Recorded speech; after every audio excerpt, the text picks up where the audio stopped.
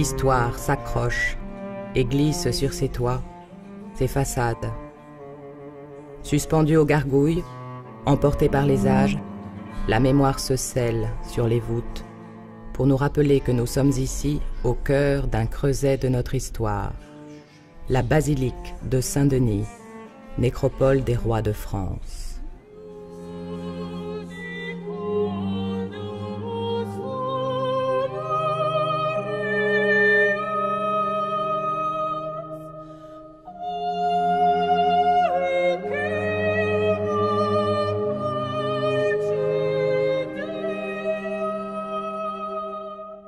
Vous allez visiter une nécropole royale, celle des rois de France, c'est-à-dire la monarchie la plus importante d'Europe et peut-être du monde à un moment donné.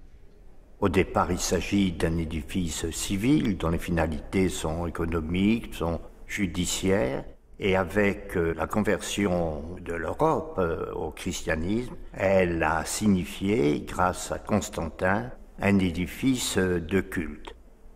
Le mythe qui a été créé sans doute au 5e, 6e siècle, c'est que Saint-Denis est venu christianiser Paris et finalement les Romains ont été inquiets et donc Saint-Denis a été traduit en justice et il a eu la tête tranchée.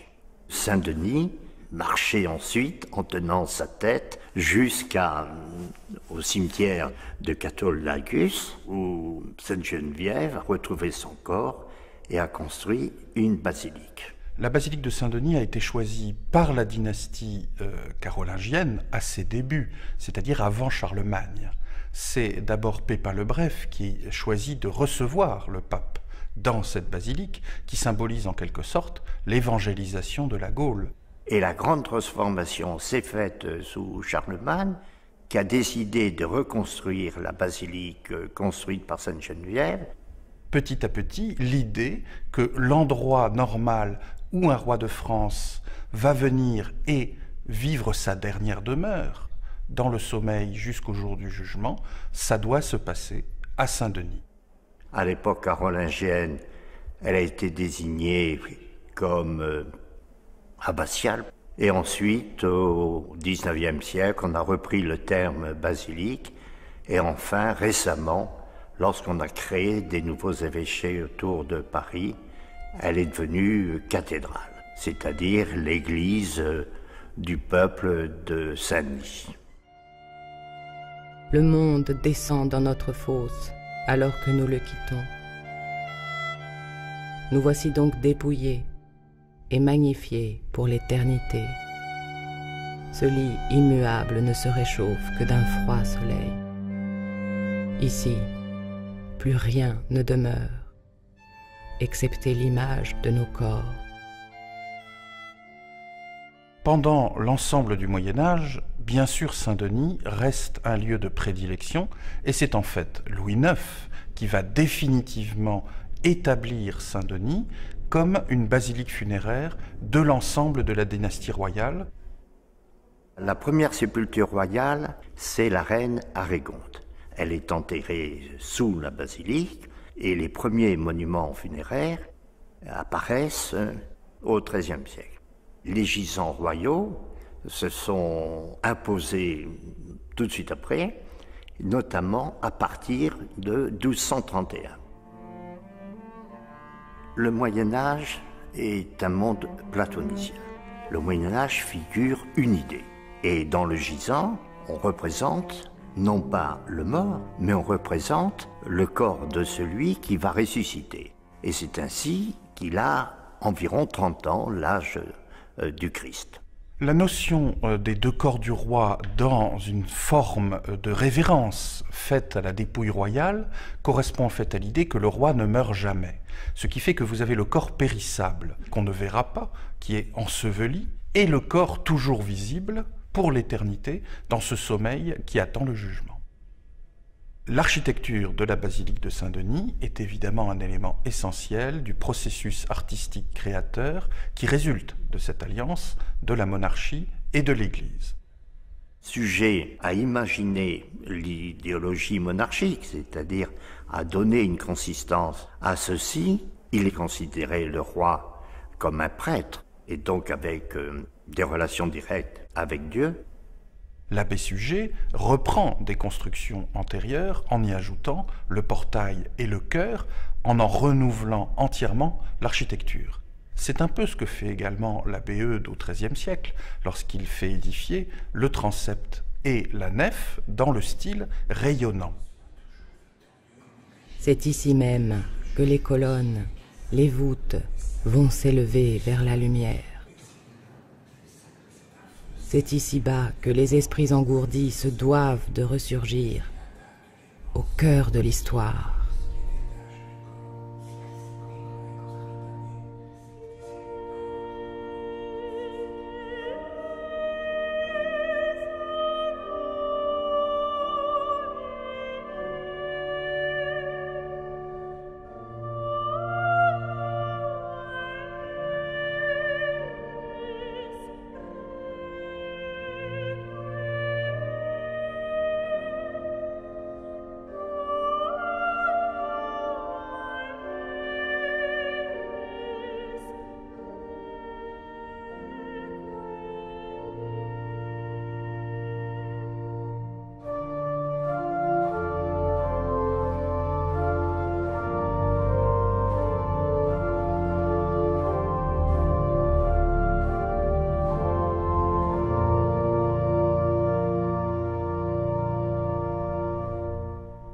À la fin du Moyen-Âge, le tombeau change, parce qu'on va montrer dans des édifices d'apparence triomphale le corps physique réaliste du souverain et de son épouse, endormis dans la mort, presque nus, mais pas en décomposition.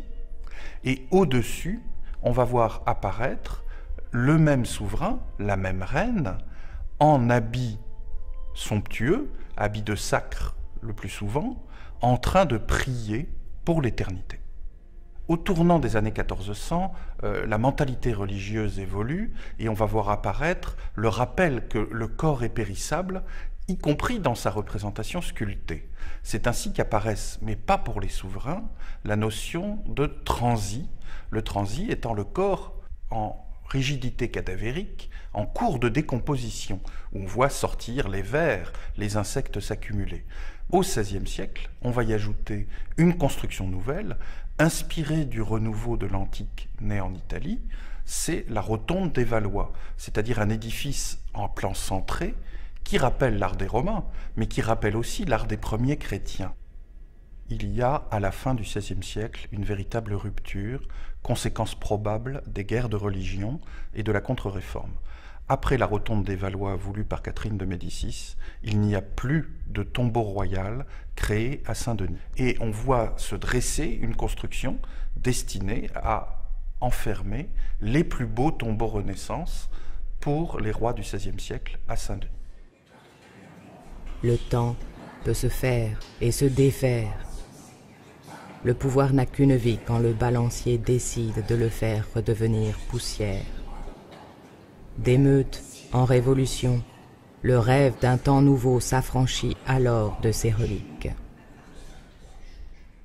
L'arrivée du XIXe siècle est évidemment bouleversante. La Révolution entraîne la profanation des corps, en une sorte de volonté d'oubli, mais d'autant plus violente que cet oubli n'est pas possible. Les révolutionnaires ont décidé de supprimer toutes ces traces. Ils ont sorti les corps des tombeaux et les ont ensuite réunis dans un emplacement qui se trouve au nord de l'abbatiale.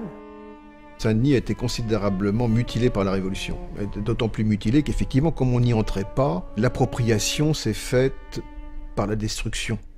Et très vite, on voit une tentative, d'abord esquissée sous le Premier Empire, puis confirmée sous la Restauration, de ressusciter un monument avec un clergé, et à ce moment-là, on y réunit la mémoire de la France. Une première opération de restauration a été entreprise à la demande de Napoléon Ier, qui a pris la décision personnelle de restaurer Saint-Denis pour en faire le tombeau de la dynastie des Napoléonides. Et à partir de là, les travaux de restauration se sont suivis, mettons jusqu'aux années 1840, dans une optique qui est celle du romantisme et de la révolution industrielle.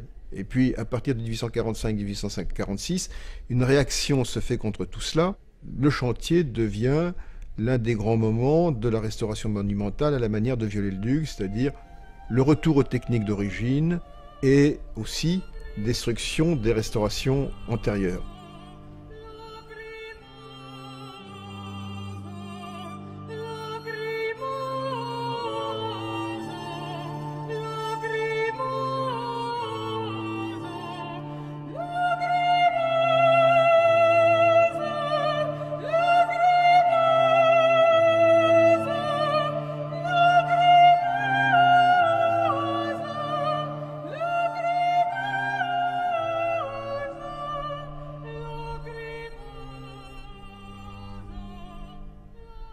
Saint-Denis joue un rôle pionnier dans la volonté d'initier le public au patrimoine. Et c'est une forme, là aussi, qui correspond à l'idéal républicain.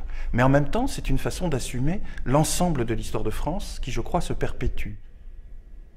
L'édifice lui-même a fait l'objet de restaurations absolument considérables qui en font peut-être l'un des monuments majeurs, des monuments clés de l'histoire de la restauration et de l'histoire du patrimoine au XIXe siècle et au XXe siècle. Mais la basilique de Saint-Denis reste à la fois sur le plan artistique et comme lieu de mémoire un monument absolument incomparable de notre patrimoine et qui nous enseigne sans doute bien encore davantage. Il subsiste tellement de restes et on y a fait tellement de travaux par la suite, il s'y attache tellement de souvenirs que malgré toutes ces mutilations, Saint-Denis reste un lieu incontournable de l'histoire mondiale. Enfouis et déterrés, détruits et restaurés. Que sont alors pour nous ces façades, ces tombes, ces gisants, sinon le sacre intemporel de notre histoire?